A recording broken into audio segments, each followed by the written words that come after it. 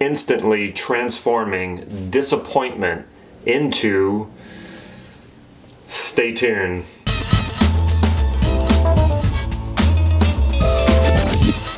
This is Damon Cart from NLP Gym, transforming disappointment into fulfillment.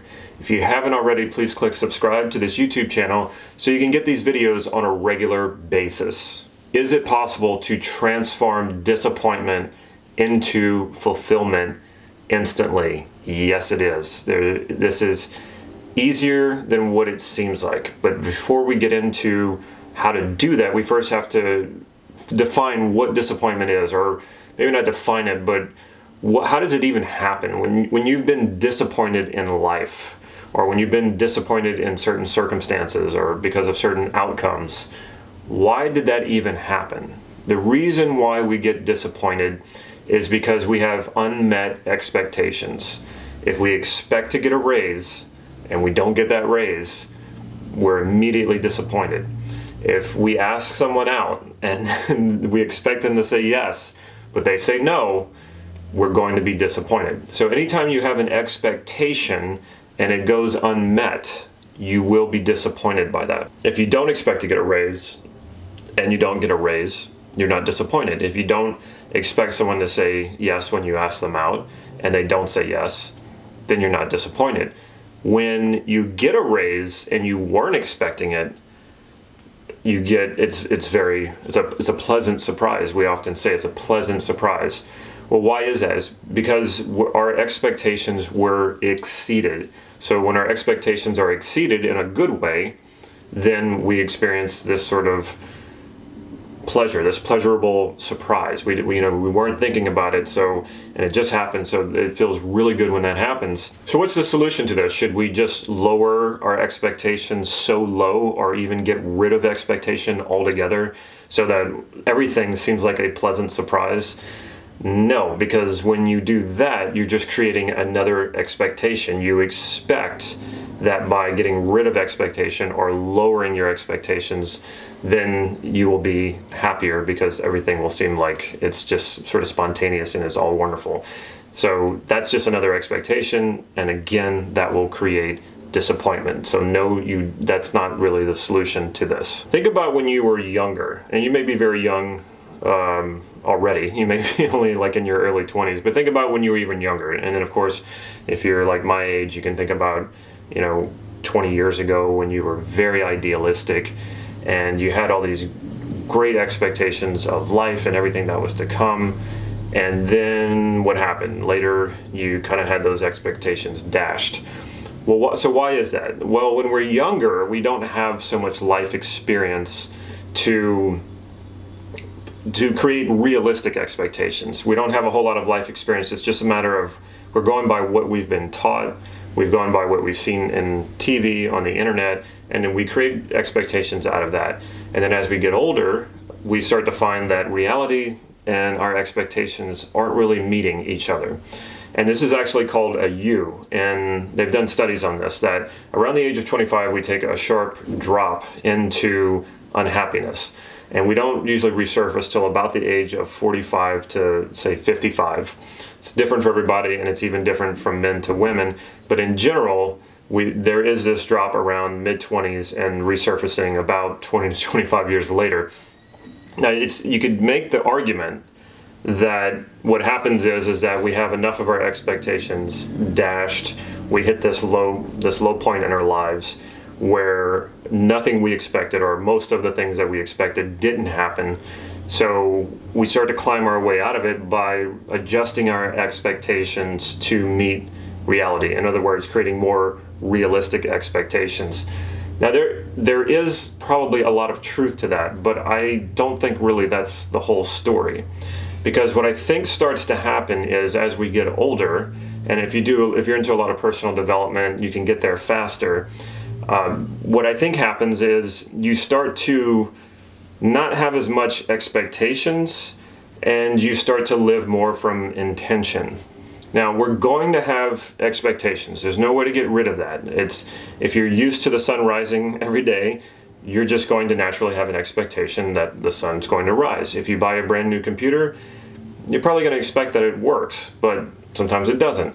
So we're going to have expectations. So there's no point in trying to get rid of that. But when you find yourself getting disappointed and you switch to, the disappointment itself should be sort of an alert to let you know you have an expectation, it wasn't met, now you need to adjust something here. And the adjustment is to go back to what is the intent behind that expectation. Because expectation really places a lot on circumstances that are not within your control. I'll give you an example. I'm coaching this woman, and she's telling me, by the way, she's 32, she's like right in the middle of that U, and she's telling me that she doesn't know why she's not happy, because she has a very supportive family. She's doing fine financially, she's running businesses, and that was always important to her, but she's just not feeling happy. She doesn't know why. She doesn't feel very fulfilled. And so I said, well, so tell me more about that. What is the unhappiness? And it basically came down to disappointment. And so she said, I had all these things that I wanted to accomplish in my 20s, and right now I'm nowhere near that. And so I know this very well. I went through it myself, and I'm recognizing she's in that U, and I'm recognizing what she's telling me is she had these very high expectations of herself, and reality just hasn't really lined up with that. So I just said, what was one of your expectations? What was one of the things that you thought you would accomplish by this age? And she said, I honestly thought that I would figure out how to end poverty in India. Now, that's pretty extreme, and she was dead serious. She actually thought that she was going to do this. And so I told her, I said, that involves a lot of circumstances that are way beyond your control. That involves the cooperation of many, many people who have various political agendas, way out of your control. So I said, it's an admirable intent. It's a great intent. But to set that sort of expectation on yourself, that's a little too hard on you. I said, what was the intent behind that? And she said, well, my intention is to help people.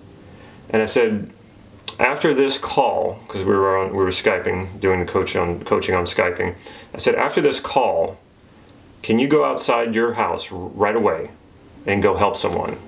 And she said, well, yeah, absolutely. And I said, would that fulfill your intent? And she said, yes, it would. I said, would that feel good? And she's like, well, yeah, it would. So this is the point that I'm making here. When we live by intention, it's a lot easier to fulfill that intent. Usually, whatever it is, we can do it right away. And we can do small things. It doesn't have to be the big things like ending poverty in India. That was just setting herself up for disappointment, but we do this to ourselves. We set these very lofty goals where there's so much that is really out of our hands instead of focusing on the intent. And when we meet that expectation, so say we do, because we do sometimes, we meet our expectations, it feels pretty good, but it's not terribly fulfilling because we expected it. It's sort of like, well, yeah, that's what I expected anyway. So if you expected an extra $500 this week and you get it,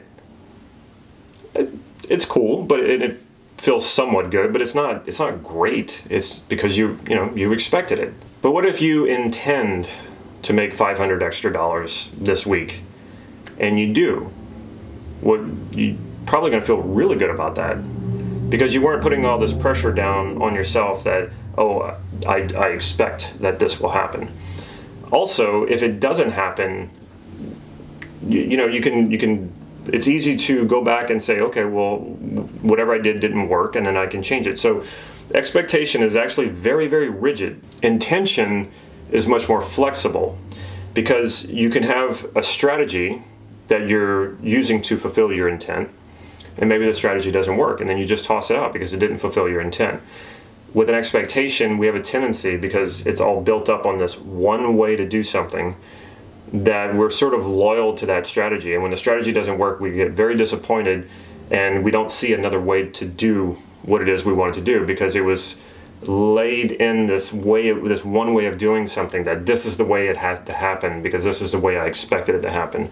So with intent, it gives you more room, it gives you more space to grow. Going by intention frees you up. It doesn't put all the pressure of all the things you can't control.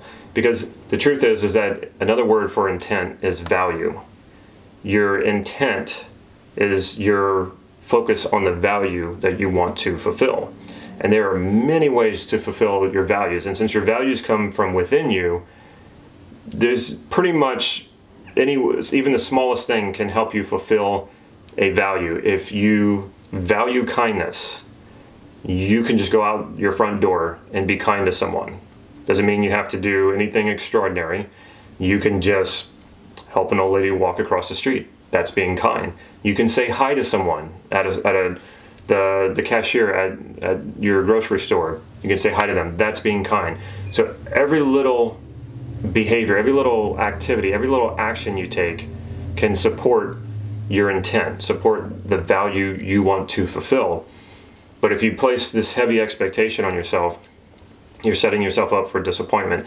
If you try to lower your expectations of life, then that's another expectation that by lowering your expectations, that you'll be happier with the simpler, smaller stuff. The best thing to do is just to get out of expectation as much as possible. Now, like I said, you're going to have expectations. It's just going to happen. So don't go through trying to rid yourself of all of your expectations. But when you feel disappointed, and a lot of people feel disappointed and not even sure why. If you feel disappointed, know that what that means is that you have an expectation that wasn't met. Then you can ask yourself, well, what was my intent with having that expectation? And once you know what that intent is, then you can be super flexible. And then ask yourself, well, what's something I can do right now that would fulfill this intent? And then more than likely, whatever it is, you can do right away. And with intent, the small stuff really counts. With expectation, it has to fit that expectation, otherwise it doesn't count. I think of so many times in my life that I set goals without really understanding the intent behind them. And goals, that's another word for expectation. Intent is another word for values. So I set goals and found myself achieving the goal, but I didn't realize it because my expectation of what it would look like, how it would arrive, or especially the successes that I've had. I thought, I set this goal that I would make X amount of dollars in this business or that business or with this many sales, and it didn't happen. And then I look back on those times where I actually did have the success that I wanted. I made the money that I wanted to make, but because it didn't fit the expectation, I didn't realize that I'd actually fulfilled the intent. So you never quite know the package it's going to show up in.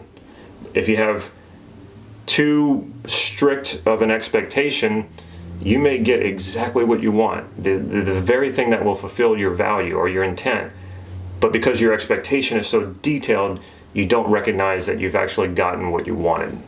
When you fulfill intentions and values, your confidence goes up, your self-esteem goes up, because you are acting in ways, you're behaving in ways, you're being what you value.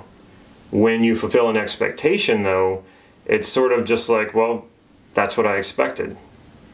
I'm doing what I expected. So it doesn't carry that sense of fulfillment. It doesn't feel as valuable and meaningful. When you fulfill your intents, when you're aware of what your intents and your values are, and you're acting in ways that align with that, your life will have a greater sense of meaning and purpose, because you become and you do what you value.